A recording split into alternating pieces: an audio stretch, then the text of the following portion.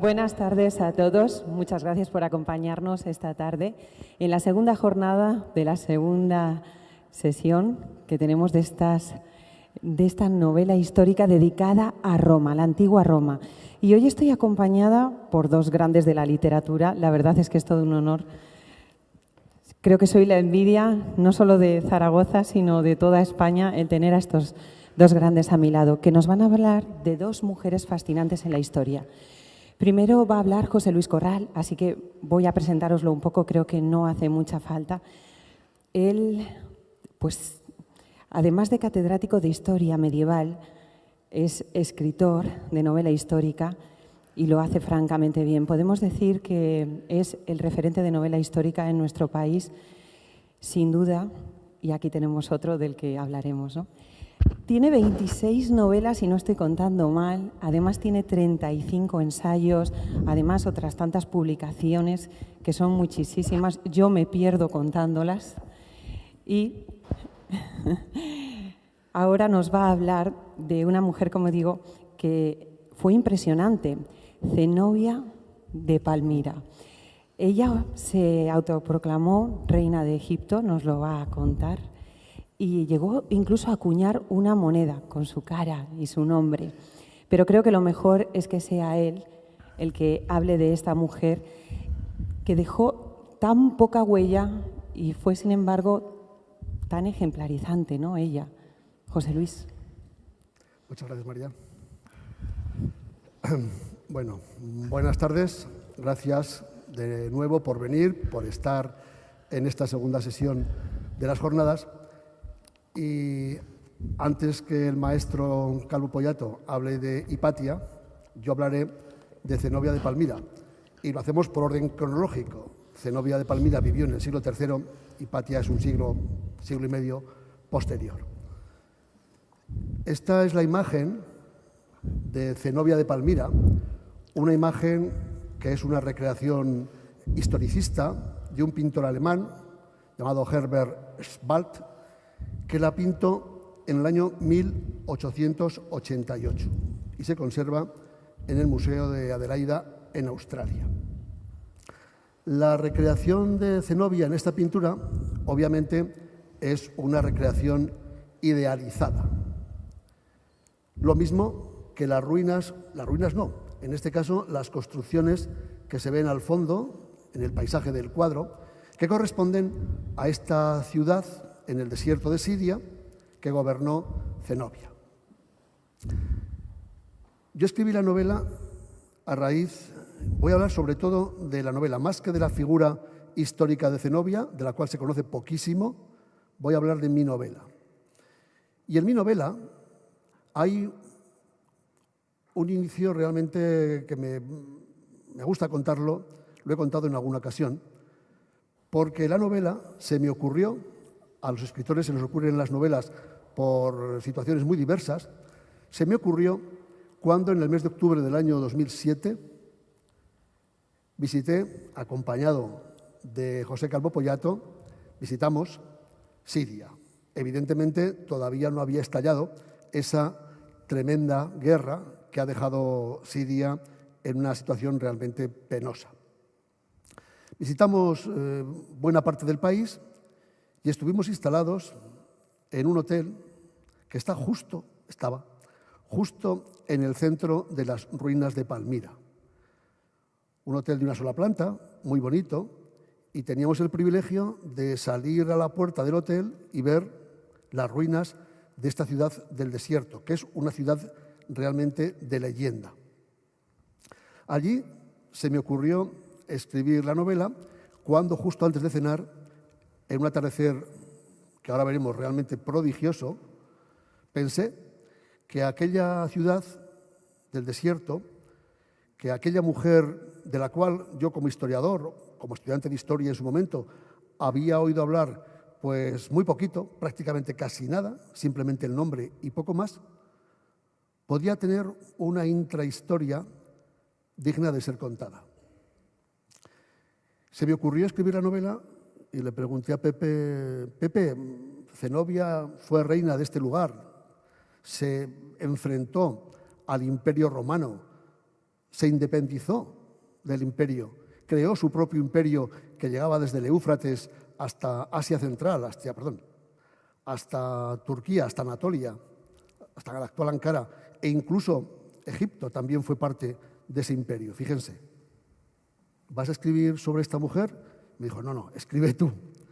Bueno, y escribí esta novela.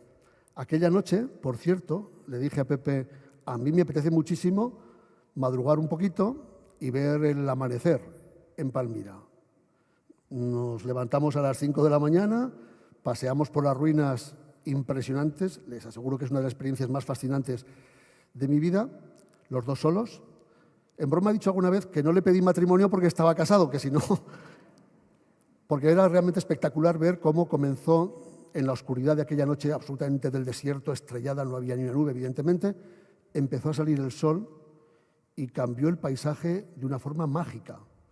Lo que era una oscuridad casi absoluta tornó en un paisaje de sombras, de colores púrpuras, violetas, morados, poco a poco anaranjados, y al final, cuando el sol iluminó las ruinas de Palmira, aquello se convirtió en una ciudad dorada, porque la caliza con la que está construida Palmira, con la que estaba construida Palmira, es de un color amarillo muy intenso, y con ese sol rasante del amanecer, el efecto dorado era absolutamente maravilloso. Así es como se me ocurrió escribir esta novela, y rápidamente me fui a las fuentes porque yo creo, y también coincidimos, que la novela histórica tiene que estar bien documentada y tiene que ser muy verosímil, como me habrán escuchado seguramente en alguna ocasión. Mi sorpresa, yo no soy especialista en historia antigua, soy medievalista, mi sorpresa fue cuando empecé a leer cosas sobre Zenobia y me encontré con que apenas había una página escrita, página y media, en una crónica que se escribió, no sabemos muy bien por quién, allá por el siglo V, a principios del siglo V, la historia augusta, donde se mezclan leyendas, mitos, falsificaciones, interpolaciones. Es un popurrí realmente de noticias sobre el final del mundo romano. Y hay un capítulo dedicado a los 30 usurpadores.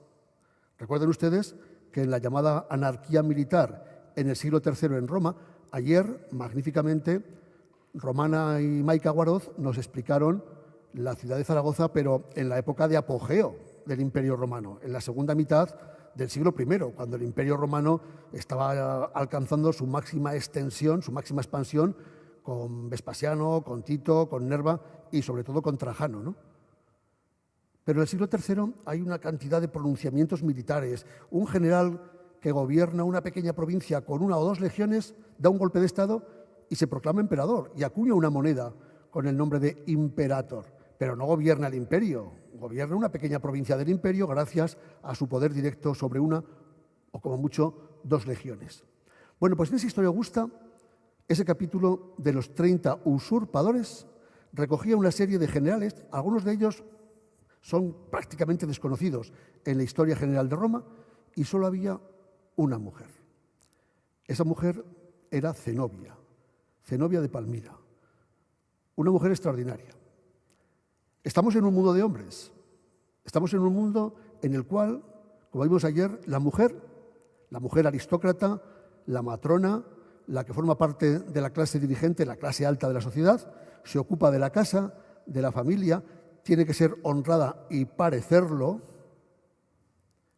y las siervas, las criadas, las esclavas, se dedican a los quehaceres domésticos, los que dirigen las guerras, los que están en la política, los senadores, los cónsules, son hombres. De vez en cuando aparece en la historia romana, en la historia de Roma, una mujer importante, pero casi siempre al lado o a la sombra de un hombre. Y cuando intenta descollar por ella misma, suele acabar mal. Le ocurrió a Cleopatra. Recuerden, la reina de Egipto, que acabó como acabó por intentar mantener el poder en esa provincia, en ese viejo imperio de Egipto, que acabó siendo una provincia más del Imperio Romano. Zenobia solo tiene dedicada esa página y media en la historia augusta, y dice muy poquito de ella. Dice que era la esposa de un gobernador romano llamado Odenato, un gobernador romano que era un indígena, era un árabe de las tierras de Siria, que gobernaba ese territorio y, sobre todo, que gracias a la fidelidad de las tribus árabes del desierto de Siria, se había convertido en una especie de almohada, de colchón, de escudo ante la amenaza del imperio persa. Ya saben ustedes que durante siglos los persas y los romanos se estuvieron matando y permanentemente en guerras. Odenato era el defensor, el dux de la frontera oriental del imperio romano y se casó como segunda esposa, existía la poligamia en esa zona de Oriente, se casó con una jovencita de 16 años en la cual había muchas virtudes.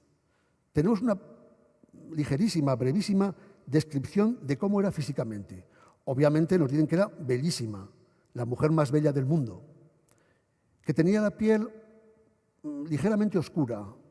Obviamente estamos en una zona muy cálida, con mucho sol, y la melanina pues florece rápidamente en la piel de cualquiera que tome el sol a esas latitudes, ¿no? Que tenía el pelo oscuro, muy negro, y que tenía, sobre todo, una voluntad extraordinaria de gobernar, de mandar. Era una mandona. Odenato, el marido, el gobernador, murió en estas guerras fronterizas con los persas. Y probablemente, si Zenobia de Palmira no hubiera tenido esa voluntad de trascender, de ir más allá de lo que su condición femenina le estaba imponiendo, hubiera pasado absolutamente de puntillas. Seguramente no hubiéramos conocido ni su nombre en la historia del mundo, en la historia de Roma. Pero hizo algo asombroso. Muerto su esposo, ella decidió convertirse en soberana, en Augusta, Zenobia Augusta. Como ha dicho muy bien María Zabay, proclamó un imperio propio con capital en esta ciudad prodigiosa del desierto que era Palmira, y venció a varias regiones romanas, creando un imperio que llegaba, como os he dicho, desde el Éufrates, desde el actual Irak, hasta las tierras centrales de la actual Turquía y desde el Mar Negro hasta la primera catarata del río Nilo, es decir, el antiguo Egipto. Imagínense el tamaño de ese imperio. Roma no podía consentir, primero, que una parte importante, casi una tercera parte del imperio, se independizara, y mucho menos que lo hiciera de manos de una mujer, de esa mujer que está representada en ese cuadro de 1888 de una forma tan idealizada. Zenobia acuñó su propia moneda y puso su nombre. Zenobia Regina y Augusta, es decir, era emperatriz. Se consideraba al mismo nivel que el emperador de Roma. Como os he dicho, Roma no podía consentir esa rebelión. No podía admitir que una parte del imperio se disgregara y que una mujer pusiera en jaque al imperio romano. Y el emperador Aureliano puso en marcha esa maquinaria tremenda que era el ejército romano y con varias legiones asaltó la ciudad de Palmira y venció a Zenobia. Me parece que había un argumento suficientemente interesante para una novela. Y más todavía cuando, al plantearme cómo acabar la novela, intenté saber qué había sido de Zenobia. Sabemos que había sido una mujer muy guapa, quizás sea un tópico. Sabemos que había sido la esposa de un importante gobernador romano, muy prestigioso, aunque de origen árabe. Sabemos que durante 5 años mantuvo en jaque al imperio romano y creó su propio reino, su propio imperio, y que Aureliano, el emperador, la derrotó, la venció y acabó con esa independencia efímera del imperio de Palmira. ¿Pero qué fue de esta mujer? ¿Qué ocurrió con ella? Intenté encontrar en la documentación de la época, en las crónicas de la época, qué había sido de ella. Y había 2 noticias bastante contradictorias. En una de ellas se decía que Zenobia había sucumbido en el asalto a Palmira de las legiones romanas. Habían atacado la ciudad, la habían tomado al asalto y ahí había muerto Zenobia. Pero había una segunda versión menos conocida que decía que probablemente lo que hizo el emperador Aureliano fue coger prisionera a Zenobia, llevársela a Roma y desfilar por las calles de Roma triunfalmente, mostrando los tesoros que había capturado una vez que conquistó Palmira, y por supuesto al trofeo mayor, que era la propia Zenobia. Ya saben ustedes que los emperadores romanos, cuando tenían un gran triunfo, o cualquier general que fuera importante, entraban en Roma en un desfile triunfal, repartían regalos, monedas, celebraban unos juegos en el anfiteatro o unas carreras en el hipódromo, y aquello se festejaba de una forma extraordinaria. Casi siempre el emperador triunfante entraba subido en un carro y un esclavo o una auriga llevaba una corona de oro, de laurel de oro, sobre la cabeza del emperador. Y cuenta un chascarrillo que le iban diciendo al oído: recuerda que eres mortal, recuerda que eres mortal, para que no se le subiera demasiado el triunfo a la cabeza. Si el triunfo había sido enorme, en Roma se construía un gran monumento para homenajear a ese vencedor. Por ejemplo, en el Foro de Trajano, una vez que Trajano regresa victorioso de la campaña de la Dacia, como nos cuenta magníficamente bien Santiago Posteguillo en su trilogía sobre el emperador, se construyó una columna con un relieve historiado en forma de espiral alrededor de la columna, que va contando como una especie de cómic, bueno, como una especie no, como un verdadero cómic, va contando las campañas, la victoria de Trajano en la Dacia. En otras ocasiones, por ejemplo, tras el triunfo del general Tito, luego emperador, en Jerusalén en el año 69-70, en la guerra contra los judíos, se levantó un gran arco triunfal, el arco de Tito, que está allí en el Foro de Roma, todavía en pie, y en uno de los relieves se puede ver perfectamente parte de ese desfile triunfal a los soldados romanos victoriosos entrando en Roma con una especie de parihuelas, en el cual, unas peanas, en las cuales llevan los trofeos que habían capturado en el templo de Salomón, en el templo de Herodes. Entre otros trofeos, el famoso candelabro de oro de los 7 brazos del templo de Jerusalén. ¿Qué final elegía yo para la novela? ¿El final de Zenobia muerta, sin saber muy bien cómo, en Palmira? ¿O ese final en Roma, presa, prisionera? Bueno, pues me encontré con una lápida romana, una inscripción romana, del siglo V, poco antes de la desaparición, de la caída del Imperio Romano de Oriente, en la cual aparecía un nombre. La lápida se encontró muy cerquita del actual Nápoles, de Pompeya. En esa lápida había un Zenobi, algo así como de Zenobio, ¿no? De Zenobia, algo parecido. Ese nombre no era conocido en Roma.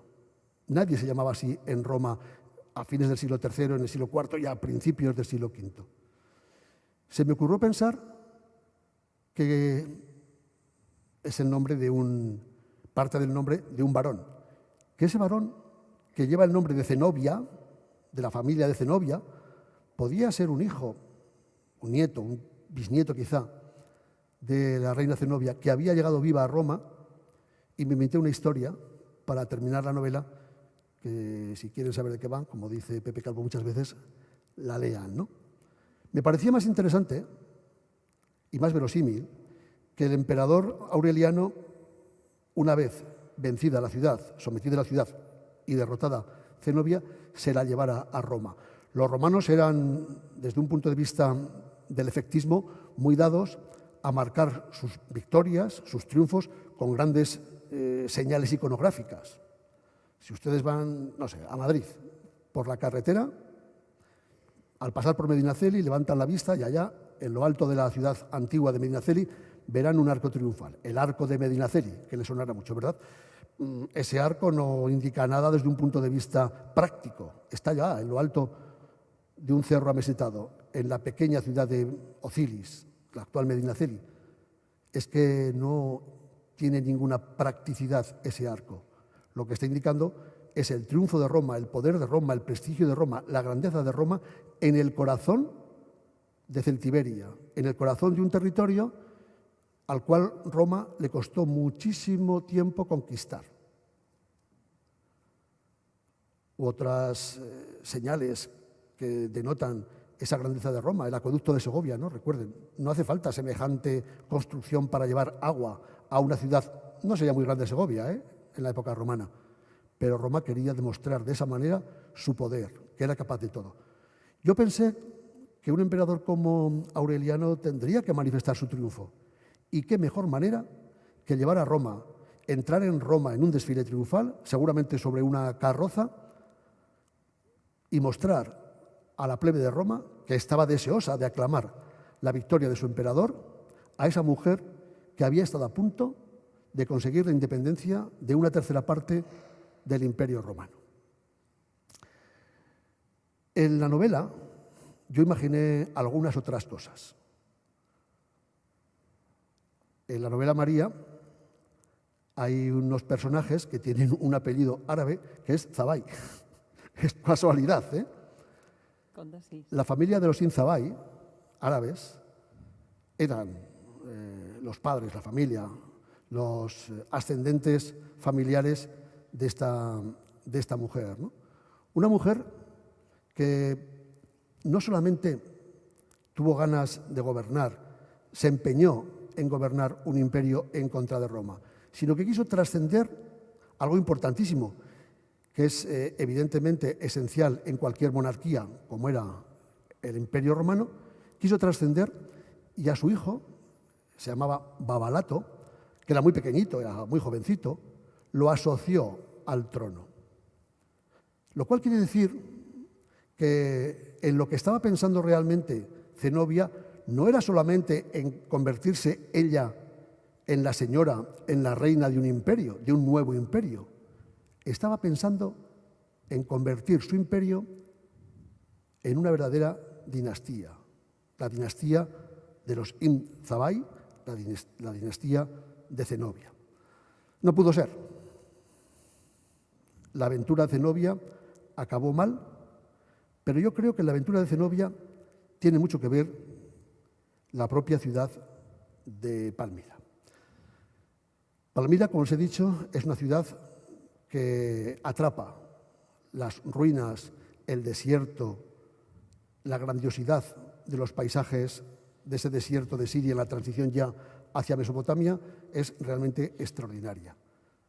¿Por qué surgió con esta fuerza extraordinaria el imperio, aunque efímero, de Palmira? Miren, Palmira está situada en un lugar estratégico, prácticamente desde Mesopotamia, desde los cursos del Tigris y del Éufrates, hasta allá las zonas ricas, feraces de Siria, de los oasis de Siria, hasta Damasco, para entendernos, y la costa mediterránea, no hay prácticamente nada.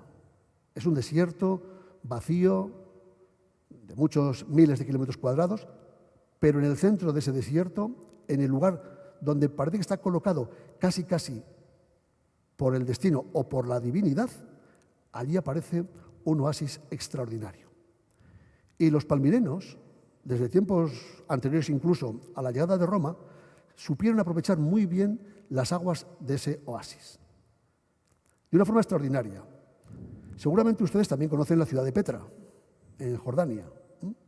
Petra es una ciudad construida en unos desfiladeros, en unas zonas rocosas, excavadas, los templos, las tumbas, las casas, excavadas en la roca, también con agua residual, un pequeño oasis, y más que un oasis, con aguas de lluvia sobre todo, ¿no?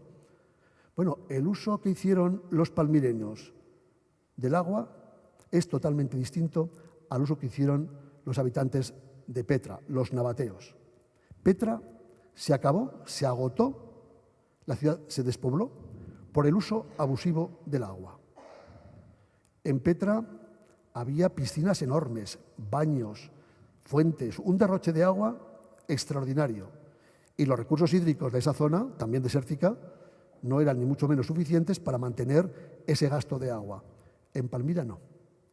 En Palmira, los comerciantes que eran dueños de la ciudad, luego se hizo Roma dueña, pero con un pacto con estos comerciantes, supieron aprovechar perfectamente los recursos prácticamente hasta la llegada del Islam 3 siglos más tarde. Y no solo eso, sino que supieron organizar todo un sistema comercial extraordinario. Fijaron precios, medidas, pesos, fijaron las rutas de comunicación, fijaron una legislación para los comerciantes. De hecho, cuando se excavó una parte de la ciudad, al lado del teatro, de la ciudad de Palmira, apareció una estela, un monolito, donde están todas las leyes comerciales y la regulación del uso del agua y de otras cuestiones en la ciudad de Palmira. Ese monolito, esas leyes de Palmira, están ahora en el Museo del Hermitage en San Petersburgo. Bueno, la novela de Zenobia me pareció, como digo, muy interesante, porque además, como historiador, no podía inventarme una historia de 800 páginas con página y media que tenemos de Zenobia, pero como novelista yo quise utilizar mi imaginación para recrear ese mundo que pintores románticos recrearon de esta manera. Zenobia no ha generado demasiada literatura. Alguna novela de escritores americanos, franceses, La vieja sirena de José Luis San Pedro, que está protagonizada por la propia Zenobia, pero Zenobia ha causado un impacto extraordinario, por ejemplo, en el mundo de la música. Hay varias óperas compuestas en torno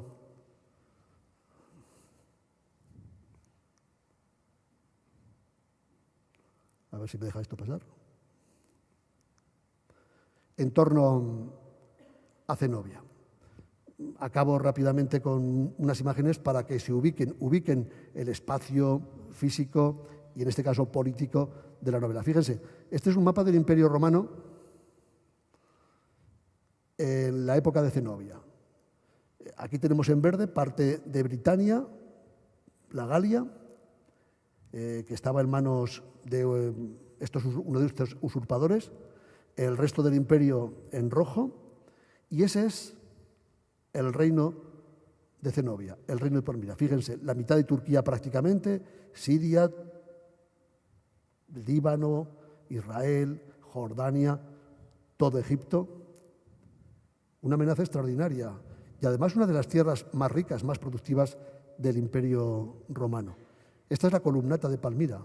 Por aquí por la noche paseamos Pepe Calvo y yo, escuchando, aparte de una motocicleta que pasó a las 5 de la mañana, no sé dónde iría, y rompió un poco el encanto. Esta era la avenida principal, la avenida monumental, de casi 1 kilómetro de largo de la ciudad de Palmira. Al final había un templo, más que un templo, una especie de monumento, ya levantado en época de Diocleciano, con la toma de Palmira. Se ha perdido mucho de la ciudad, fíjense lo que queda, ¿no? Imagínense en esta avenida porticada, a ambos lados de la calzada, toda una serie de tiendas con productos que probablemente no los había ni incluso en Roma, ¿no? Sedas, cerámica de China, productos de Asia Central, todo ello vendido en estos porches, en este gran mercado longitudinal que era la avenida porticada. Con estos plintos que ven aquí, estos plintos, esta especie de ménsulas que aparecen a 2/3 de altura de las columnas, que eran unos plintos, han desaparecido, donde se colocaban a las estatuas de los hombres ilustres de la ciudad. Un hombre, un comerciante, alguien que había dado a la ciudad, no sé, a algún prestigio, había construido algún templo, le había dado algún donativo, había hecho algo benéfico para la ciudad, pues su estatua se colocaba en ese pedestal. O el templo, el magnífico templo de Bel, el gran dios de los palmirenos, que desde luego tiene poco que ver en lo que vemos en esta diapositiva con lo que fue en realidad. Imagínenselo cubierto de maderas preciosas, de placas de plata, de oro, de colores, algo asombroso. Por cierto, ahora, esta es la parte central esta es la parte central, el Sancta Sanctorum del templo. El templo es mucho más grande, prácticamente tiene 270 metros, un cuadrado de 270 metros de lado, y desafortunadamente, no les he traído la imagen porque da pena verla, desafortunadamente, cuando el Daesh tomó la ciudad de Palmira en la guerra de Siria, bombardeó este edificio, estas ruinas, y arruinó las ruinas. Es una perogrullada, pero ahora prácticamente no queda en pie una sola piedra de este monumento que estaba así en el año 2007. Y probablemente esta imagen es la que a mí me impactó, aquel primer atardecer desde el hotel. Esto es la terraza del hotel, desde el hotel Palmira Shan en Palmira, esa puesta de sol con esta zona que ven aquí, con estas torres que son tumbas. Este es el Valle de las Tumbas. En estas torres tumba se enterraban en pequeños nichos los palmireños. Cada una de las torres corresponde a una familia potentada de la ciudad, y fíjense lo poco que quedaba de esta ciudad maravillosa que gobernó durante unos años Zenobia. A mí me pareció una mujer fascinante, porque supo, con el ímpetu y la fuerza que le dio el haber aprendido a gobernar una zona difícil, una zona fronteriza con su marido. Ella estuvo bastante tiempo, hasta que murió su marido, en esas guerras a su lado. Supo entender, supo aprender esa forma de gobierno y estuvo a punto de convertirse en probablemente la que hubiera sido la primera gran emperatriz de un imperio oriental escindido del Imperio Romano. Aureliano la derrotó, Aureliano volvió a unificar el imperio, y ese imperio seguiría unificado hasta que, un siglo más tarde, en el año 395, el emperador Teodosio decidió partir el Imperio Romano en dos. Para entonces, Zenobia ya había desaparecido, ya había muerto, su memoria se había perdido en la nebulosa de la historia, pero probablemente alguno de sus descendientes puso su nombre en una lápida en un cementerio cerca de Nápoles. Gracias.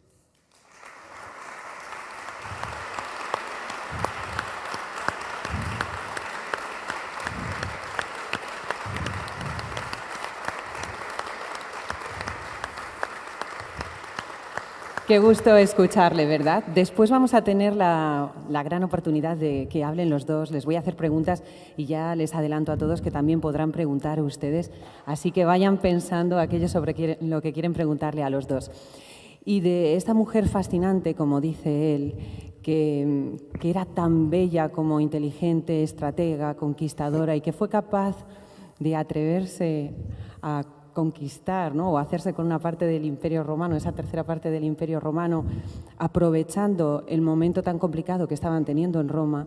Nos vamos a ir de Palmira, de lo que es la actual Siria, a Alejandría para hablar de Hipatia. Y lo vamos a hacer con el segundo protagonista de esta tarde, que ya he dicho su nombre y lo saben de sobra, que es José Calvo Pollato, otro referente en el mundo de la novela histórica, en el mundo de los escritores, pero en la novela histórica, sin lugar a dudas, en España y fuera de nuestras fronteras. Traducido a muchos idiomas, sus novelas, como las de José Luis, pues son seguidas por todos los lectores y por la gente que quiere también aprender historia, que de eso hablaremos. Hipatia es otra mujer fascinante. Si José Luis nos decía que lo era su protagonista, Zenobia, sin duda Hipatia también. Una mujer que fue absolutamente rompedora con su momento, y lo veremos, porque ella se atrevió a ser totalmente diferente, a renunciar a tener una familia, a apostar por la ciencia. Y apostar por la ciencia en un mundo de hombres en el que solo los hombres se dedicaban a la ciencia, eso suponía tener que dedicarse en exclusiva. Luego le preguntaré bien a él sobre eso para que nos explique.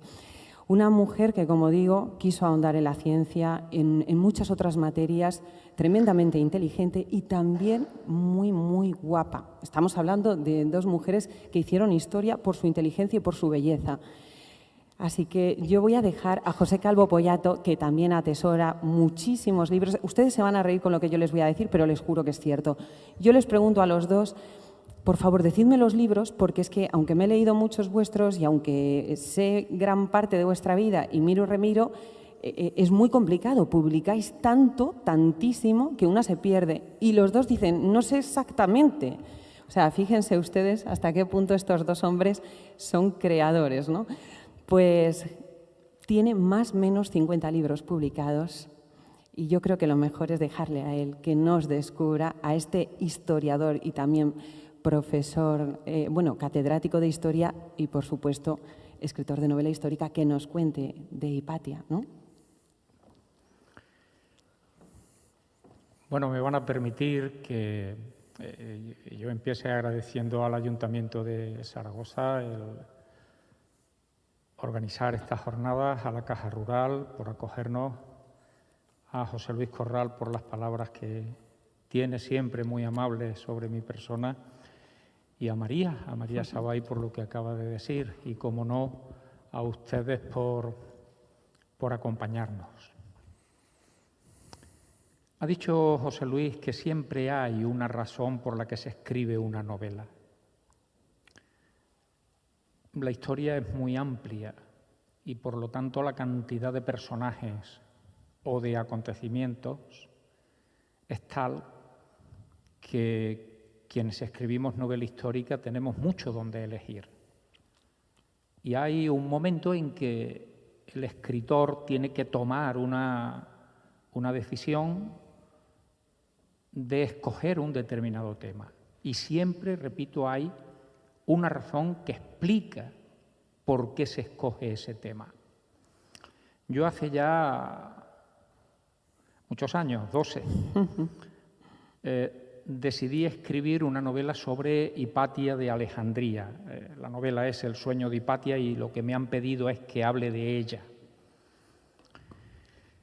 ¿Por qué decidí escribir El sueño de Hipatia? ¿Por qué decidí escribir una novela sobre esta mujer? Básicamente por una razón.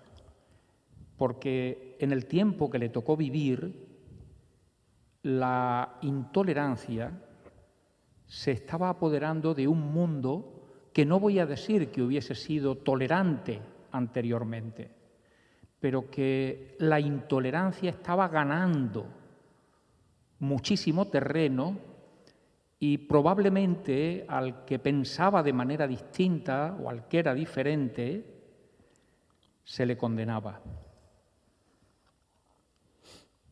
Yo hace 12 años, y quizá esa es una de las obligaciones que los historiadores tenemos, presentía, quiero decirles que los historiadores no tenemos que presentir nada de futuro. En todo caso, nos podemos explicar un poquito mejor el presente conociendo el pasado, pero nada más. Ya hubo algunos voceros en los años 30 del siglo pasado que trataron de pronosticar el futuro. El caso de Arnold Toynbee en sus estudios de historia, el caso de Spengler cuando escribe La decadencia de Occidente, voceros, no historiadores en el sentido académico de la palabra.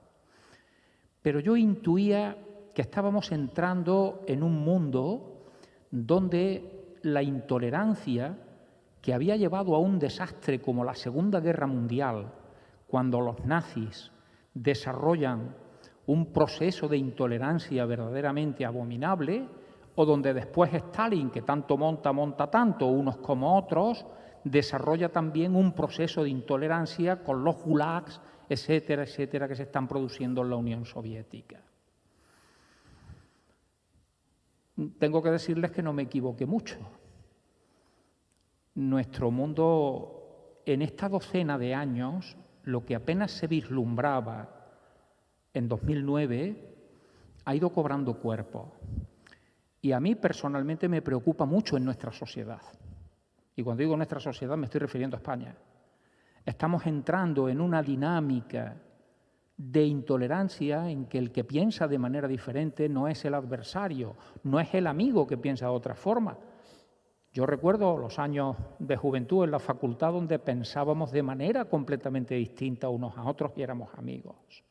Tengo la impresión de que hoy esa amistad en gente que piensa de manera diferente apenas logra conservarse.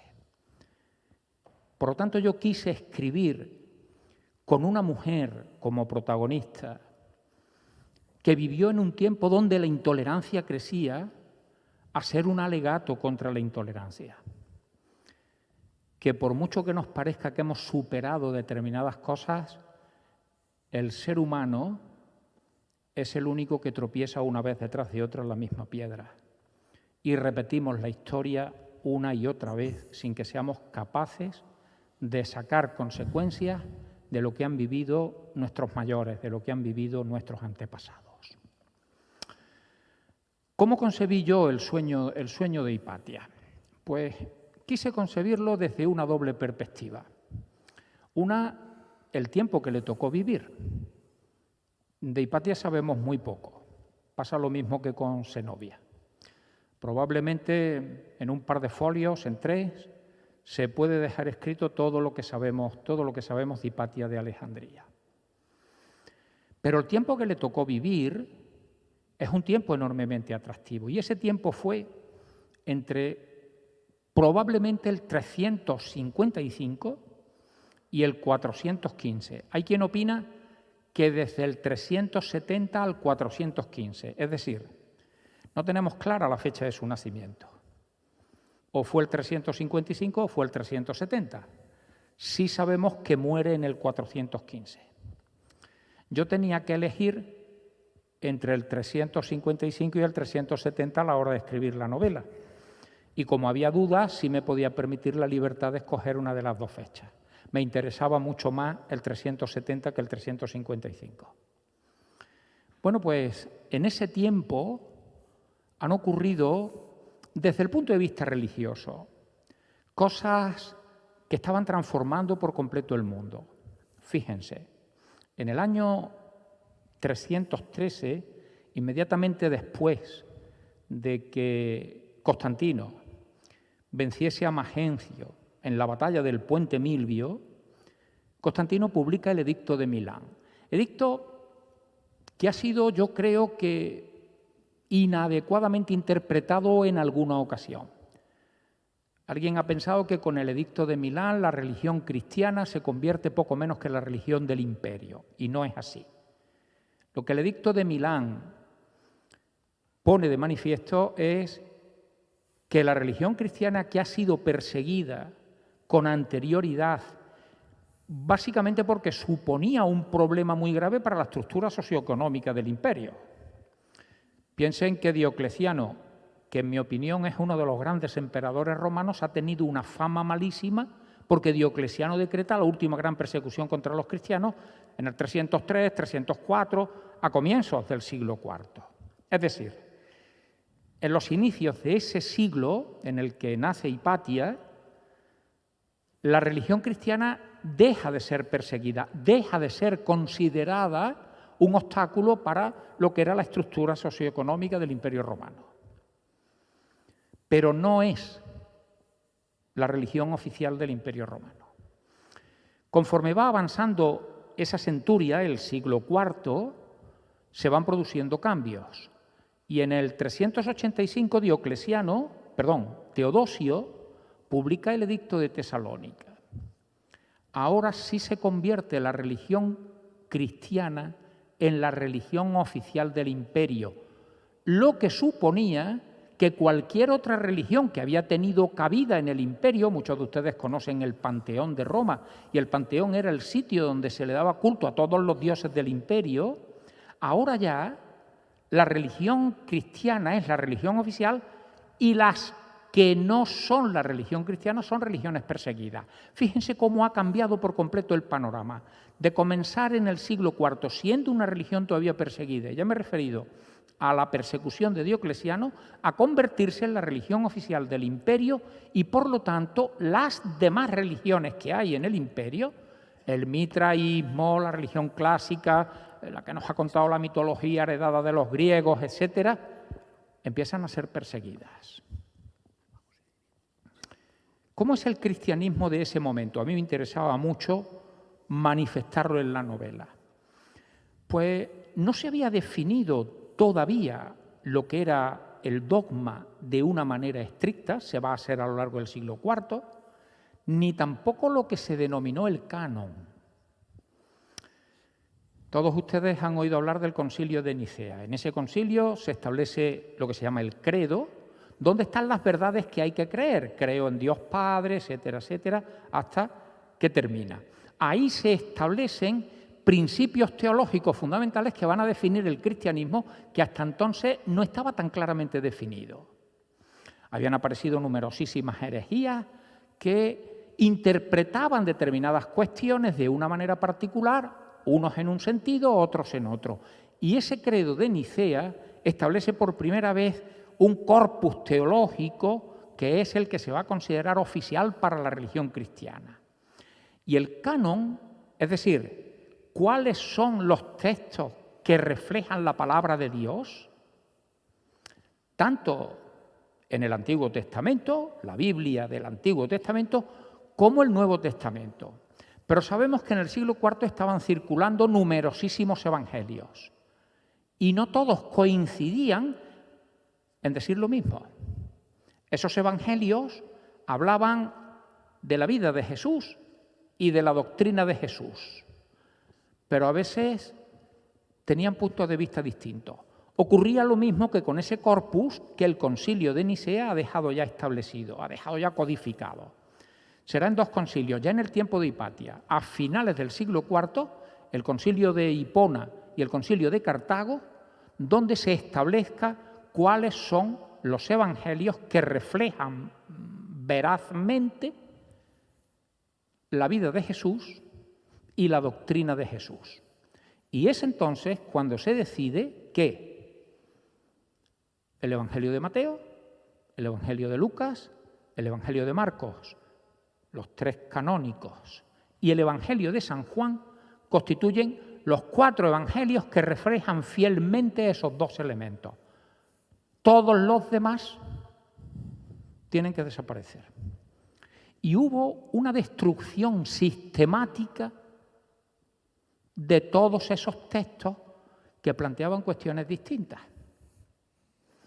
Ya tienen ahí una parte de lo que yo quería ser en la novela. Hipatia vive en ese momento, en el momento en que se está determinando, si quieren ustedes, codificando tanto el dogma como los textos que reflejan verazmente la vida y la doctrina de Jesús.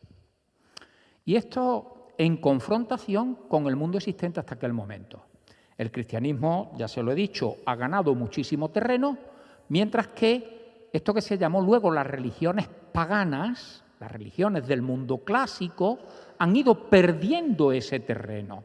Y el enfrentamiento ha sido muy fuerte, que además afecta también a las cuestiones de la vida diaria. Esto es muy importante siempre para un novelista. Los romanos le tenían afición a la higiene corporal. Ahí están las termas. El cristianismo dice que el cuerpo es una especie de cárcel del alma y que por lo tanto hay casi que maltratarlo. Por lo tanto, eso de lavarse mucho es peligroso. Fíjense cómo va cambiando algún aspecto de la vida diaria. El teatro en Roma era una de las grandes aficiones de los romanos. Vean los grandes teatros que hay en casi todas las ciudades importantes. En César Augusta, en Hispali, en Siria vimos un teatro impresionante que se había perdido por completo, se había llenado de arena, eso permitió que se conservase en una ciudad perdida en un extremo del imperio, de ese mapa que ha puesto José Luis, en Busra. Capacidad para 16.000 personas. El teatro es la gran afición de los romanos. La Iglesia combate el teatro inmediatamente. El teatro desaparece. Recuerden ustedes cómo los balbuceos del teatro en la Edad Media son piezas religiosas y en España lo que se conserva son algunos fragmentos de un denominado auto de los Reyes Magos, pero estamos hablando ya del siglo X. Es decir, están cambiando las costumbres. A mí me interesaba recoger ese cambio de costumbre. ¿Y qué papel juega Hipatia en ese cambio de costumbre? Hipatia se vincula al mundo clásico, al mundo que está desapareciendo, si ustedes quieren, a los perdedores, en medio de una intolerancia que va creciendo. Busqué documentación sobre cómo era aquella Alejandría, cuál era su calle principal, la vía canópica, cuáles eran el ágora, el sitio donde se reunían, la plaza pública donde se reunían a hablar, a debatir, a discutir. Es el mundo mediterráneo, hablar en la calle, esa que se nos ha perdido tanto en estos últimos tiempos. Ver cuáles eran sus barrios más importantes, el barrio de Bruquio, el barrio de Racotis, es decir, ver el heptaestadio de Alejandría, su teatro, el gran centro donde se había reunido la cultura más allá de lo que era su biblioteca, que era el Serapeo, una especie de elemento donde se habían configurado las viejas tradiciones de la religión egipcia de la época de los faraones con la religión romana heredada del mundo griego. Esa era una cuestión que yo quería señalar en la novela. Y la vida de Hipatia, que tiene discípulos muy importantes, el obispo cristiano Sinesio de Cirene, el prefecto romano de Alejandría, Orestes, y enemigos muy importantes. Alejandría no tiene obispado ni arzobispado, tiene patriarcado. Hay 4 grandes patriarcados en la iglesia cristiana. Uno de ellos es el de Alejandría, el patriarca de Alejandría. Tanto Teófilo como el sucesor de Teófilo, Cirilo, que tendrá parte importante en la muerte de Hipatia. Y ahí aparece un elemento que a mí me parece fundamental. Hipatia muere de manera muy cruel.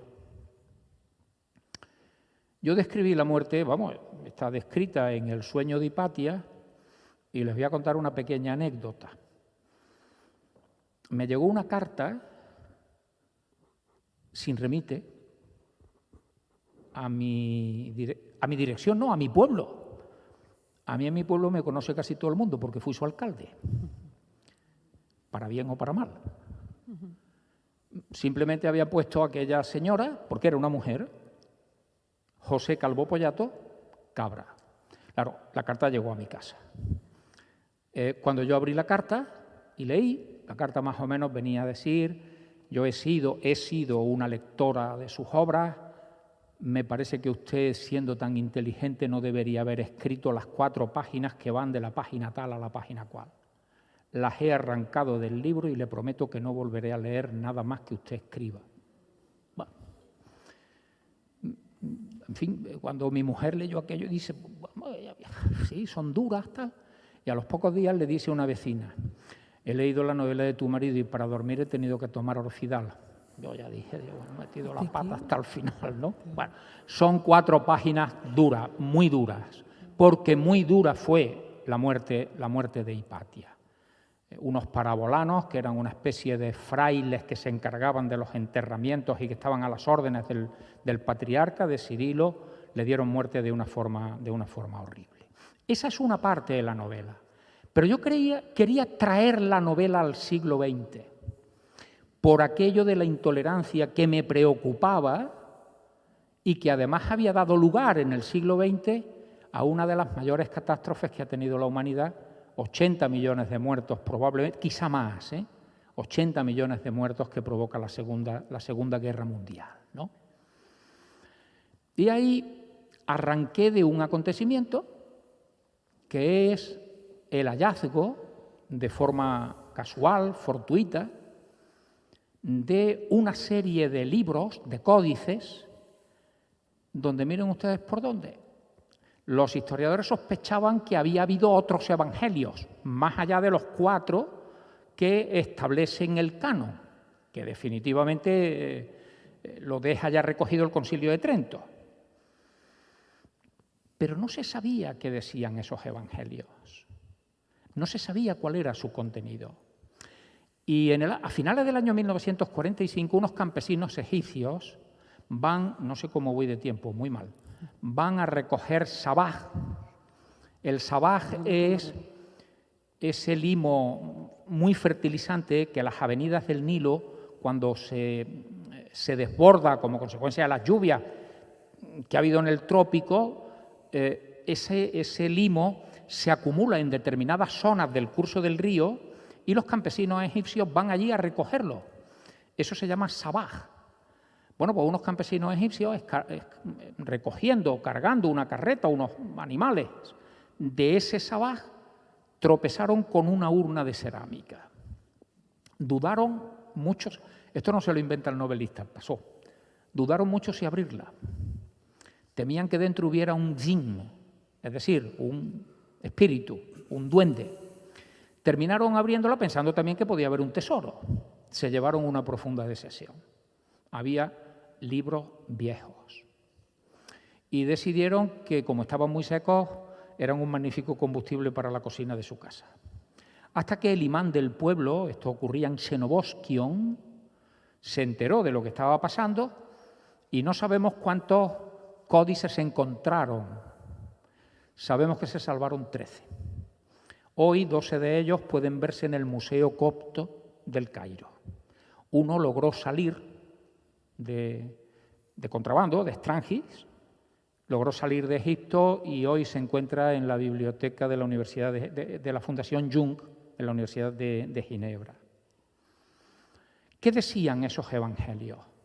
Pues hablaban de la vida de Jesús, pero en términos, en algunos casos, distintos a lo que hablan el Evangelio de Mateo, de Marcos, de Mateo, Marcos, Lucas o Juan. Por ejemplo, en algunos de esos evangelios, el llamado Evangelio de Felipe, el protagonismo más importante entre los discípulos de Jesús lo tiene una mujer. No es Pedro y sobre esta piedra construiré, edificaré mi iglesia. Es una mujer que se llama María Magdalena, que fue proscrita por la iglesia, que se convierte en una prostituta para dejarla apartada. Y sin embargo en ese evangelio dice que Jesús le tenía un afecto, una especie de predilección extraordinaria, porque dice, entendía las cosas sin necesidad de parábolas. Saben ustedes que las parábolas eran como una especie de cuentos que se ponían para aquella gente que por deficiencia de su formación no podía entender determinados mensajes. Bueno, pues dice, no necesitaba de parábolas para entender el mensaje de Jesús. Yo construyo una historia en que dos periodistas británicos, fíjense cómo les puse, Anne Crawford y Donald Barton, ¿les suena a lo de Crawford y Barton?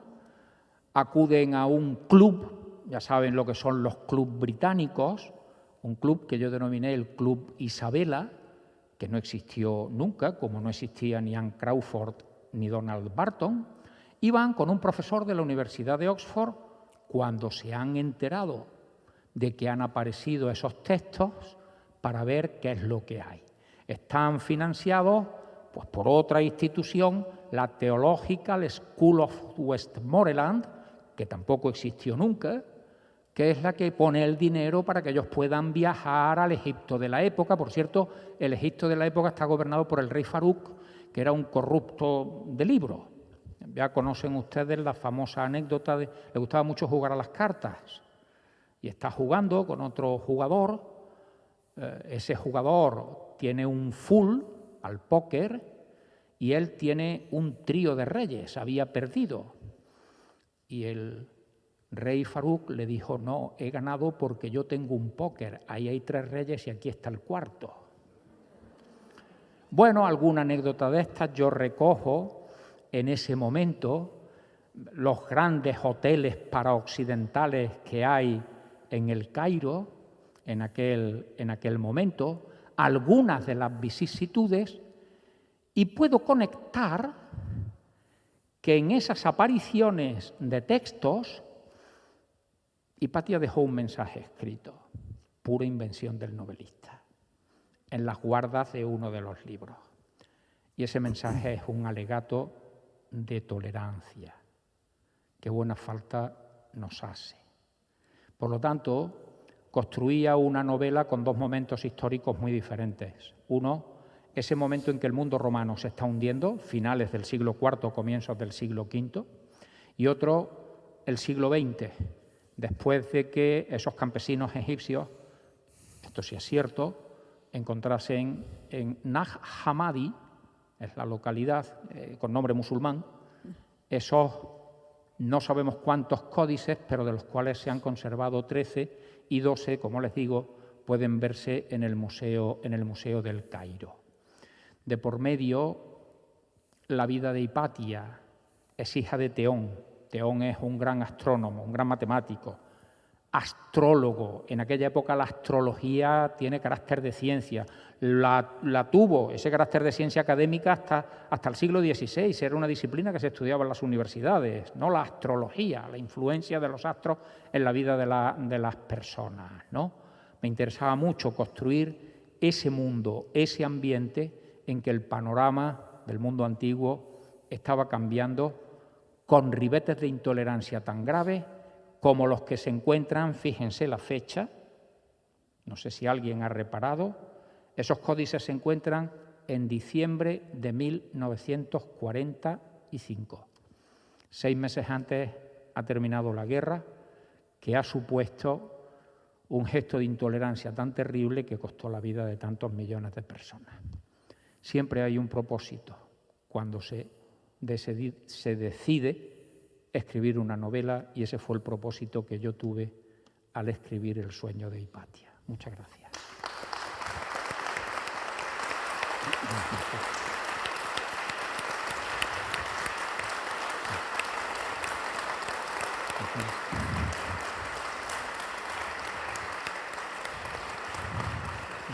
Fíjense qué interesante. Hipatia, esa mujer tan fascinante que además de ser tan bella, era tan inteligente y que fue asesinada cruelmente por pagana, porque se la consideraba pagana y ya nos ha explicado bien. Y el descubrimiento de unos códices por unos campesinos en 1945, como nos decía, en diciembre, y cómo nos lleva de ahí a Hipatia y cómo nos sumerge en una historia realmente bonita que les va a encantar a los que no la hayan leído, los que lo han leído seguro que van a sentir. Bueno, ahora vamos a dar paso al coloquio, porque si algo tienen estas jornadas de novela histórica, Ciudad de Zaragoza, que son organizadas por el Ayuntamiento de Zaragoza y por la Caja Rural de Aragón, que les tenemos que dar las gracias a las dos instituciones por la buena labor que hacen para la difusión de la cultura, pues es eso, acercarnos a los grandes escritores y que podamos hablar con ellos.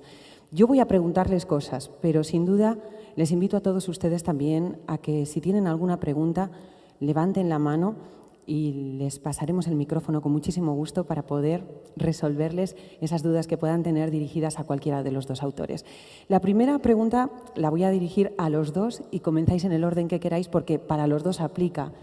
Estamos hablando de dos mujeres, como decíamos, impresionantes, pero de las que había tan poca información, los dos lo habéis dicho. Se podría resumir todo, vamos a ser muy generosos, en 10 folios, yo diría que en 1,5, alguno de los dos lo ha dicho. Y aunque sois historiadores y tenéis muchísima información y podéis recomponer con lo que sabéis de lo que era el entorno, construir una novela de la extensión que lo construís, aquí la de José Calvo Pollato tiene su consistencia, la de José Luis nos vamos a 900 páginas, ¿no? ¿Cómo hacéis eso? ¿Cómo se hace de 1,5 folios 900 páginas o 400? Pues para que descanse el maestro, después de su intervención, hablo yo en primer lugar, pues con mucha imaginación. Parece un contrasentido que un historiador, lo dije ayer, tenga que utilizar la imaginación, pero es verdad. Hay periodos de nuestra historia que apenas están documentados, no tenemos documentación. Para un novelista es fantástico que haya lagunas en la historia, porque las podemos rellenar con imaginación. Claro, María, tú dices, ¿cómo rellenas con una página 900, no? Ciñéndote a la historia y además hablando de un personaje que ha existido, del que no te lo puedes inventar, porque como novelista, cuando tú te inventas un personaje y es absolutamente ficción, ahí va la imaginación al 100%, pero aquí te tienes que ceñir a una serie de cosas y tampoco te puedes ir tanto de lo que ocurrió. Claro, nos tenemos que atender, que basar evidentemente en los documentos y en quién era Hipatia o quién era Zenobia. Pero hay una serie, en todos los documentos, hay una serie de flecos, hay una serie de huecos, hay una serie de circunstancias que te permiten bucear por ahí e introducir elementos de ficción. Siempre decimos que la novela histórica, el sustantivo es novela y, por tanto, ficción. Y que los hechos no se pueden cambiar, no se pueden alterar. Si no, sería otra cosa, ¿eh? Se pueden, pero ya no sería una novela histórica, sería otro tipo de obra literaria. Lo que yo he hecho con Zenobia es construir, a partir de lo poquísimo que teníamos, la estructura de una mujer que rompe el estereotipo de su tiempo. No construyo un estereotipo como podía haber hecho, por ejemplo, novelando la figura de un emperador. Lo que hago es romper el estereotipo porque me interesaba, quizá porque en esos 30 usurpadores que he dicho solo había una mujer que fuera especial, que rompiera. Y claro, ahí la imaginación se desbordó. Y además hay muchas escenas de amor en la novela que me he tenido también que imaginar. Pero yo creo que una mujer tan guapa como Zenobia, con tanta pasión por lo que hacía, tuvo que tener una serie de amores. Y hay por ahí un general griego que, bueno, es ya no una página, una línea en la historia, que por qué no pudo tener ese general griego, ese mercenario que estaba harto del dominio de Roma y que apareció, sabemos que estuvo en Palmira, ¿por qué no se pudo enamorar de Zenobia y Zenobia de él? Ahí hay una historia de amor que yo me he inventado, evidentemente, pero que hay un resquicio por el cual lo he podido imaginar. Una rendija por la cual tú te colaste y echaste a volar la imaginación. Bueno, yo creo que efectivamente, sabiéndose muy poco, construir una novela histórica significa algo que he comentado antes, recrear el ambiente, el marco histórico. Es decir, yo dediqué una parte importante de las páginas de la novela a crear el marco histórico a aquel momento. Por ejemplo, es cuando está comenzando a aparecer los primeros cenobios en el desierto, gente que se retira, que luego van a dar lugar a monasterios, a conventos. Bueno, pues las primeras gentes que se retiran al desierto a formar una comunidad cristiana se está produciendo en este momento. Le dedico una parte no pequeña, por ejemplo, en la novela para recrear ese ambiente que le estoy diciendo. Y luego yo creo que en el caso de Hipatia se sabe poco, porque para la religión, para el cristianismo, no me quiero referir al catolicismo en concreto, que es una parte del cristianismo. La muerte de Hipatia ha pesado, entonces se ha tratado de mantener eso que se llama echar un manto de silencio sobre ella, sobre todo en el mundo, ahora ya sí me refiero al mundo católico. Ya saben ustedes que los ingleses son siempre muy habilidosos para que cualquier cosa que ellos hacen mal caiga sobre otros, y los hechos de otros suelen magnificar los elementos negativos y quitar los elementos positivos. Yo he dicho muchas veces que si Hernán Cortés hubiese sido inglés, era el hombre que había acabado con los sacrificios humanos de los sacerdotes mexicas que abrían a sus víctimas y les sacaban el corazón. Y habría que haberlo hecho grandes monumentos, pero como es español es un genocida. Pero bueno, de eso hablaremos en otra ocasión. Pero en el mundo anglosajón, y tenía aquí anotado, hubo polémicas en el siglo XVIII, por ejemplo, en torno a Hipatia. Y les voy a leer, ya saben ustedes que los escritores del siglo XVIII eran muy aficionados a contar casi el libro en el título.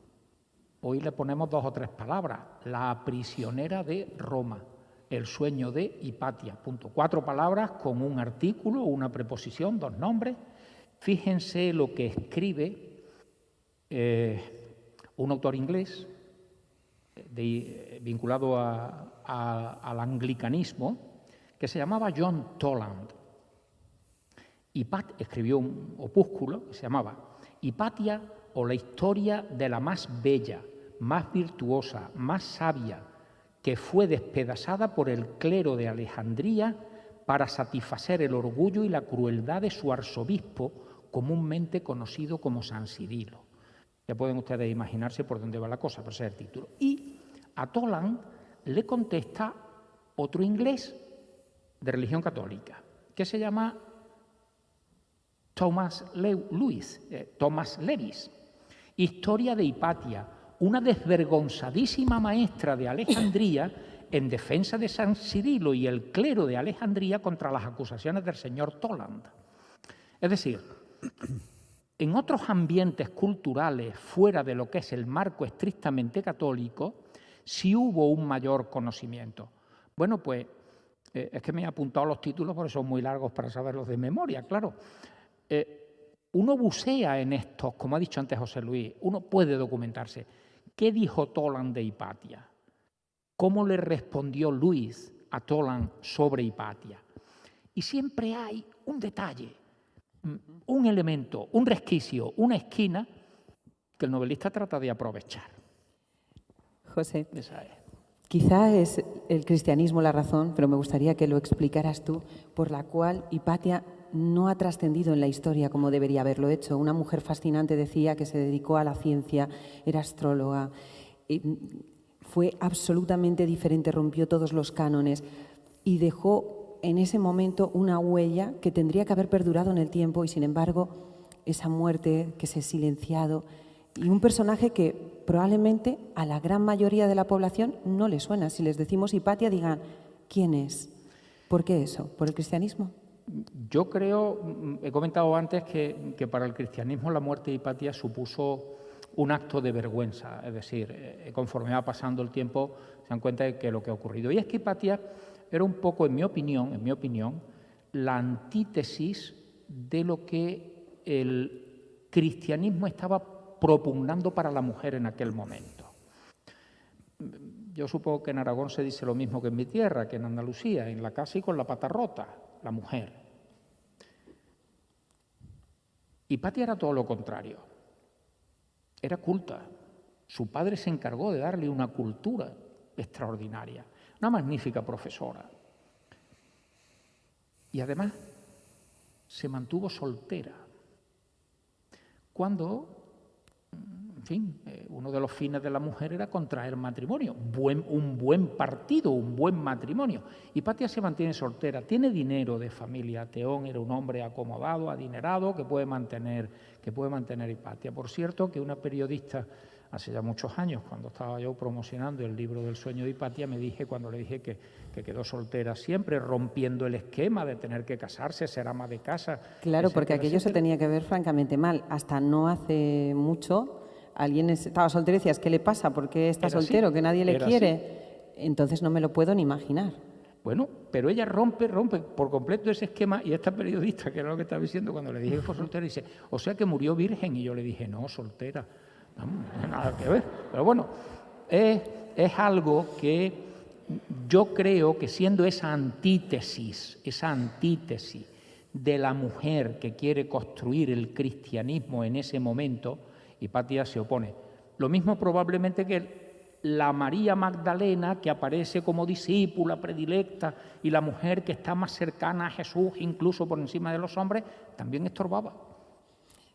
Pues lo mismo te voy a preguntar, José Luis, sobre Zenobia, porque una mujer que se dice que era más bella que Cleopatra, que de hecho tenía parentesco, una mujer muy inteligente, estratega, como comentabas, que fue capaz de atreverse a intentar quedarse con una parte del Imperio Romano y sin embargo no ha trascendido en la historia. Pero ¿eso cómo es posible? ¿Cuál es la razón en el caso de Zenobia? Pues la razón es global. El siglo XIX es un siglo en el cual se inventa la historia tal y como más o menos hoy la entendemos, pero se inventó la historia en el romanticismo. Y en el romanticismo la mujer era poco menos que un objeto decorativo. Los historiadores del siglo XIX lo que hacen es orillar a las mujeres de la historia, del protagonismo, de la primera página de la historia, hasta tal punto que se escribieron libros de historia del arte en el siglo XIX, donde hay obras de arte firmadas, lo he contado alguna vez incluso en algún libro, ¿no? Hay obras de arte firmadas por mujeres. La mejor pintora de Castilla y León en el siglo XIV es una mujer que se llama Teresa Díaz, o Díez. Firmó su obra, Teresa Díez me fecit, Historia del arte de Castilla y León, frescos de autor anónimo, y está con letras de 25 centímetros. Probablemente con Zenobia pasó lo mismo. Tú le dedicas en el número de Dios ese protagonismo a la mujer, ¿no? Claro, ¿cómo iba a ser una mujer? Que es una mujer que la está mejor pintora. En las... ¿Cómo iba una mujer a construir un imperio en contra del propio imperio romano? Es imposible, rompía el estereotipo de la mujer bibelot, la mujer juguete, la mujer decorativa, la mujer florero del siglo XIX. Esto no ocurría, por ejemplo, en la Edad Media, ¿eh? Ahora que se habla tanto, yo estoy harto estos días de la Edad Media tan machista, tan oscura, tan luminosa, tan tenebrosa, todo lo contrario. Realmente el siglo XIX es un siglo terrible para la concepción de la mujer como protagonista del pasado. Y esto pasó con Zenobia. Y menos mal que el autor anónimo, Polibio Cenono, quien fuera, es un poco controvertido, ¿no?, escribió una página dentro de los 30 usurpadores.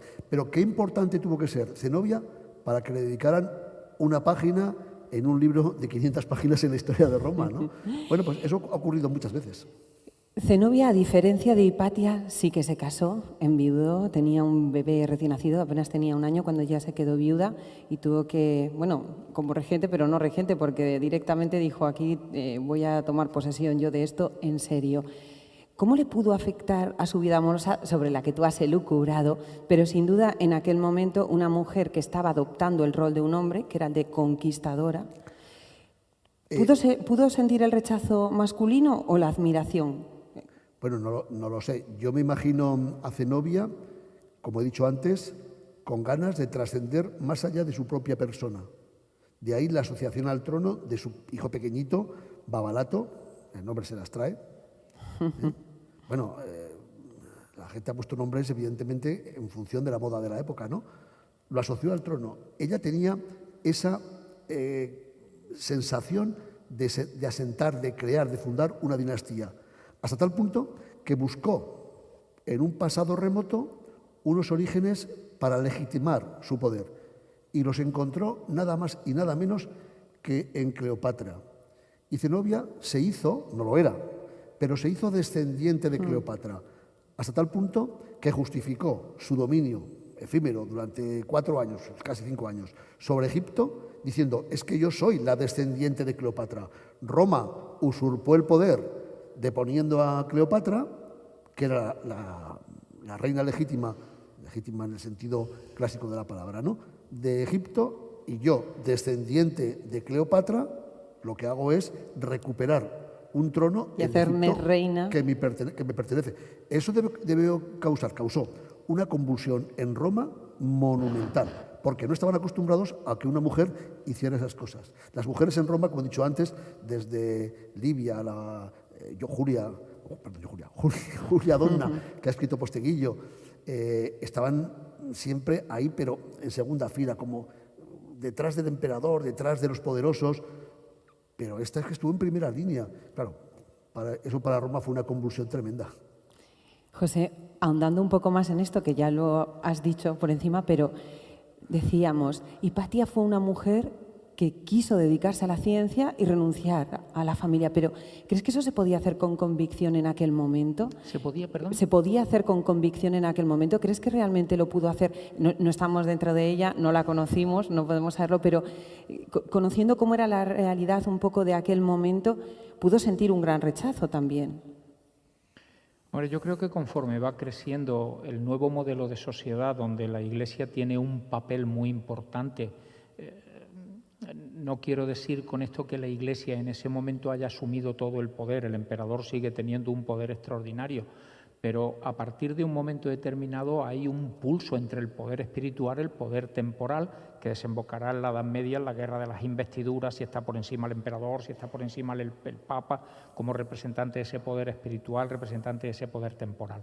Pero la Iglesia en este momento se está abriendo ya paso con ese poder y creando un nuevo modelo de sociedad, es decir, imponiendo determinados criterios, y Hipatia rompía ese marco, por lo tanto no podía ser admitida como un modelo de la mujer que está creando la nueva situación. Yo creo que en buena medida eso es lo que provoca una muerte, y una muerte horrible por parte de Hipatia, considerada un mal ejemplo para las mujeres, una mujer que estudia, una mujer que sabe, una mujer que es docente, que enseña, que no se ha casado, que tiene por lo tanto una vida independiente. Creo que todo eso no encajaba en el perfil de la sociedad que en ese momento, en la Alejandría, al menos que el patriarca Cirilo está construyendo. Como decía, cuesta todavía a fecha de hoy, imaginemos en aquella época, ¿no?, si viajamos tanto hacia atrás. Una pregunta para los dos, porque sois historiadores, sois catedráticos de historia medieval y de los siglos XVII y XVIII. Moderna. Y uno dice, ¿por qué novela histórica? Si escribís tanto de historia y dais tantas clases de historia, ¿cómo os metisteis en eso de escribir novela histórica y por qué? Bueno, yo me metí en el mundo de la novela histórica, creo que lo cuento por primera vez. Porque cuando estuve, creo que no te lo he contado ni a ti, y le cuento todo. Ni en aquel paseo por Palmira. Y a ti también. Cuando estuve de asesor histórico con Ridley Scott en la película de Colón, 1492, La conquista del paraíso, me pasaron el guión de la película. Un guión de una película de 2 horas tiene 60 páginas, y además con muchos espacios, con muchos blancos. Me pasaron el guión y 2 cuestiones me llamaron la atención. Una de las escenas era que Colón hacía el amor con su pareja, con la sevillana, y el guionista había puesto: Colón hace el amor, punto. Y Ridley Scott rodó esa escena, que por cierto no sale en la película, se ruedan muchas escenas que luego en el montaje final no salen, en una habitación con Gerard Depardieu, Ángela Molina, el cámara y el de luces. A los demás nos echaron fuera. Pero el guión era Colón hace el amor. Ningún detalle más. Nada más. Y el director desarrollaba cómo hacían el amor la pareja, ¿no? Y la segunda... Pero te pedirían asesoramiento a ti para... No, yo aquella escena no la asesoré. No la asesoré. Pero en cambio sí que asesoré la segunda anécdota, ¿no? En otra parte del guión ponía: la reina Isabel se confiesa. Con Fray Hernando de Talavera, ¿no? El que es el arzobispo de arzobispo de Granada. La reina Isabel se confiesa. Fíjense, la reina Isabel se confiesa. 5 palabras. Por cierto, esa escena tampoco sale en la película. Bueno, pues la escena se rodó en una capilla de la catedral románica, la pequeña, la vieja, de Salamanca. Ya sabes que está la grande, la del siglo XVI y la románica, ¿no? Y ahí sí que me dejaron estar en la escena y asesorar. Bueno, yo estuve toda una mañana explicándole a Sigourney Weaver, que hace de Isabel la Católica, ¿Cómo se confesa? cómo se podía confesar. Yo que me sé cómo se confesaba la reina Isabel la Católica, ¿no? Pues le estuve hablando de la confesión, del catolicismo, bueno. Pero en el guión ponía: la reina Isabel se confiesa. Claro, a partir de ahí dije, bueno, en la historia efectivamente, en una crónica dice: el rey entró triunfante, el emperador entró triunfante en Roma. A veces no tengo nada más. ¿Cómo entró? ¿Por qué? Eso me llevó a escribir novela histórica. Y de hecho escribí El Salón Dorado porque quería contar, mi primera novela, porque quería contar algo que no se podía contar en las páginas de un libro de historia porque no está documentado. Y es cómo se construyó y, sobre todo, con qué criterio simbólico se construyó el Palacio de la Aljafería. Y como no lo podía documentar porque no está documentado, pues hice una novela. Bueno, en mi caso, yo creo que en parte empecé a escribir novela histórica pues por mi mala cabeza, ¿no? Además lo hice en contra del parecer de mi mujer, lo he dicho, que hay que ser valiente, ¿eh? Cristina me decía: pero bueno, tú estás loco, ¿cómo te vas a poner a escribir novelas? Tú eres un historiador, una persona seria. Escribir novelas. Y yo decidí escribir una novela en ese ambiente. Yo había estudiado algo de Carlos II, el último rey de la Casa de Austria. Me pareció un pobre desgraciado al que le cayó encima gobernar el imperio más extenso que había sobre la tierra. España estaba sumida, la monarquía hispánica estaba sumida en una profunda crisis. Hoy ya sabemos que se había empezado a remontar, que a partir de 1685 los datos demográficos, económicos y eso señalan que el país se estaba recuperando de la situación tremenda que había vivido con Felipe IV y en los primeros tiempos de Carlos II. Me pareció un hombre tan desgraciado, se somete a un exorcismo, se tomaba un cuartillo de aceite de oliva por las mañanas en ayunas. Yo me imaginaba a Carlos II tomándose aquello, ¿no? Entonces, como dice José Luis, hay cosas que el historiador no puede hacer, no están documentadas, no hay seguridad. Pero un novelista se puede tomar ciertas libertades. De todas formas, en una novela histórica los acontecimientos no se alteran, ¿eh? Si no, será, como ha dicho José Luis, otra cosa. Será otro tipo de novela, pero ya no será una novela histórica. Pero sí se puede tomar ciertas libertades que el historiador ni debe ni puede, ¿no? Y yo quise tomarme ciertas libertades con aquel pobre desgraciado, con Carlos II. Por eso escribí El hechizo del rey. Contra todo pronóstico, la novela tuvo éxito. En fin, hubo mucha gente que quiso leerla y tal. Y claro, ya fue la propia editorial la que me pidió que escribiese una segunda novela. Esto pasó hace 25 años. Bueno, pues aquí sigo, ¿no? Es decir, pensé además otra cuestión que me parece muy importante, yo soy de los que sostienen, hay quien sostiene lo contrario, bien, que se puede aprender historia con una buena novela histórica, sabiendo que lo que tiene en la mano es una novela. José Luis lo ha dicho, una novela es una obra de ficción. Cuando nosotros construimos un diálogo, nos lo estamos inventando, es decir, no estamos detrás de la puerta o debajo de una cama donde están haciendo el amor para enterarnos qué estaba pasando, ¿no? Pero sí hay que construirlo con verosimilitud, según las formas de vida de la época, según el ambiente de la época, ¿no?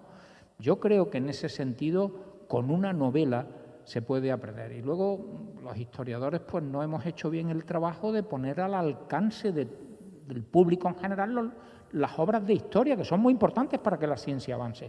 Pero claro, cuando el aparato crítico de un ensayo de historia ocupa más espacio que el propio texto del ensayo, díganme ustedes por dónde vamos, desde el punto de vista del público en general, no desde el punto de vista de la necesidad de esos estudios para el progreso de la disciplina, que vamos, me parece que es fundamental, ¿no? Pero claro, entonces la novela histórica ha venido muchas veces a rellenar el hueco que los historiadores, a la hora de hacer asequible la historia, no hemos sido capaces de hacerlo.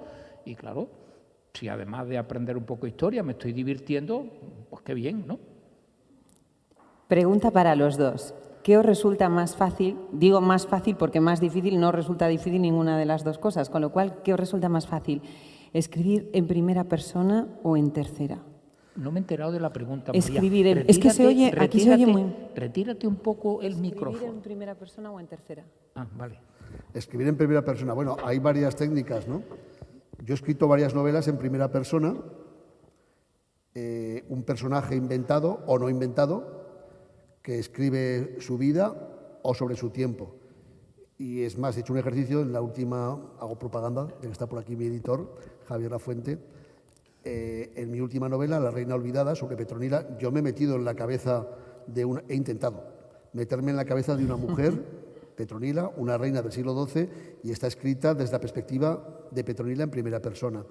He escrito también novelas con ese relator omnisciente en tercera persona y he utilizado varios registros literarios. Por ejemplo, El Conquistador, la novela sobre Jaime I, está escrita en tercera persona, pero siempre, siempre, siempre en presente histórico.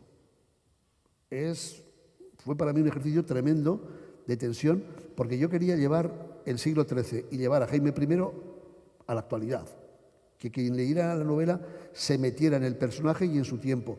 Y utilicé ese recurso. Todos los verbos, todos los tiempos verbales del narrador en tercera persona, evidentemente cuando hay diálogos no. Jaime I le puede decir, estuve en Mallorca, fui, iré. Utilizo el pasado y el futuro. Pero el narrador siempre, siempre, siempre cuenta la historia en presente histórico. Y, por fin, yo creo que hay una diferencia importante. Cuando escribes en tercera persona, tú lo ves todo, lo sabes todo y puedes controlar los tiempos. Tú puedes decir, Hipatia está siendo asesinada en Alejandría y a la vez en Roma están celebrando una fiesta. Eso, si lo haces en primera persona, no puede ser.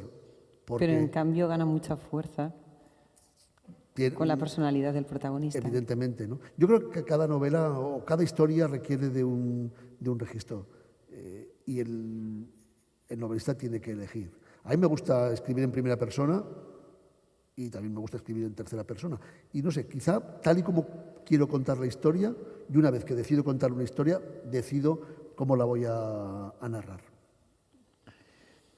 Bueno, yo he escrito alguna novela en primera persona y otras en tercera persona con un narrador omnisciente. A mí me cuesta mucho más trabajo escribir en primera persona que con el narrador omnisciente, ¿no? Que en tercera persona. Lo ha dicho José Luis muy bien. Con un narrador en tercera persona puede ocurrir una cosa ahora y otra muy distante en el tiempo, ¿no? Cuando uno escribe en primera persona, tiene que tener en cuenta que el narrador en primera persona o ha visto lo que cuenta, es decir, tiene que estar presente, o alguien se lo está contando a él. Pero no puede decirme contar, o sea, se lo tiene que estar contando. Eso limita mucho, es decir, en ese sentido la dificultad es muchísimo mayor. Yo, por ejemplo, escribí en primera persona Sangre en la calle del Turco, una novela sobre el asesinato del general Prim con un personaje que yo creé que se llamaba Bueno, se llama Fernando Besora. Y me encontré con un problemón cuando estaba con la novela prácticamente terminada. No sabía qué hacer. ¿Cómo narra Fernando Besora que han asesinado, que han atentado contra Prim? Si no está allí. Aquella noche, ¿cómo se cuenta aquello? No lo supo nadie. Aquella noche se enteraron los coroneles que iban con él en el carruaje, el cochero, el médico que lo atiende en el Palacio de Buenavista y alguna persona más. ¿Cómo lo construyo? Bueno, pues tuve que inventarme que como Fernando Besora era paisano de Prim, iba montado en el coche con Prim. Así ya lo podía contar, lo había vivido, pero no sabía qué hacer. Pues no sí. sabía cómo resolver el problema. Entonces tiene que estar allí. O alguien que lo ha visto se lo ha contado. ¿Quién le va a contar a un periodista lo que ha ocurrido en el atentado esa noche, que lo sabe un número muy circunscrito de personas? Madrid de noche, nevando, porque estaba nevando en Madrid aquella noche, en vísperas de fin de año, que no era tan importante ni se celebraba tanto como ahora, pero tenía algo. Es decir, no podía saberlo. Y yo necesitaba que lo supiera aquella noche. Pues fíjate, Pepe, nos hacemos guionistas, porque un guionista hubiera puesto Madrid, noche, matan a Prim. Punto. Y ya lo has resuelto, pero claro, tú tienes que construir la situación. Por lo tanto, a mí me parece que es más difícil escribir, a mí por lo menos, ¿no? Me cuesta más trabajo escribir en primera persona sabiendo que al lector se le pueden transmitir mucho mejor los sentimientos cuando es el propio personaje el que los cuenta que cuando los está contando un narrador en tercera persona. Ya se produce una distancia muchísimo mayor. Y como me gusta meterme en berenjenales, lo que estoy escribiendo lo estoy haciendo en primera persona. Bueno, respondiendo a lo que decías tú de que os podíais hacer guionistas de cine, digo yo que con la facilidad que escribís novelas históricas, guiones de cine, bueno, vais a hacer una producción que hay para las próximas, bueno, décadas, no, para los próximos siglos, ¿no? Bueno, colaboré en un guión de mi novela Independencia que se iba a llevar al cine y realmente con Miquel Gaztambide, que es un guionista fantástico, aprendí mucho cómo hacer un guión. Y él me decía siempre, no, aquí pon bombardeo sobre las murallas de Zaragoza. Hombre, pero habrá que poner, en fin, con los ojos del novelista. Me decía, no te preocupes, eso ya lo resolverá el director de la película, ¿no? Bueno, no sé si hay preguntas por parte del público. ¿Alguien que quiera preguntar algo? ¿Sí? ¿Por allí? Me pasan el...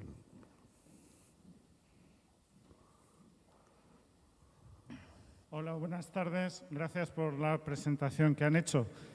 Para el señor Calvo Pollato, quería preguntarle o qué piensa respecto a lo que ha dicho de la novela histórica, de que intentan, digamos, transmitir la historia, pero resulta que parece como que no llega a los ciudadanos. Es decir, tengo la impresión de que ahora se lee mucho, hay muchísimas más novelas que antes, la gente lee, pero a mí me da la impresión un poco como que los medios de comunicación muchas veces con unas cuantas líneas, porque les interese quizá a los políticos, ciertas partes de la historia, por ejemplo, como pueda ser la esclavitud. ¿Cómo pueda ser, perdón? La esclavitud, sí. Pues es que no. La esclavitud. Sí. La esclavitud.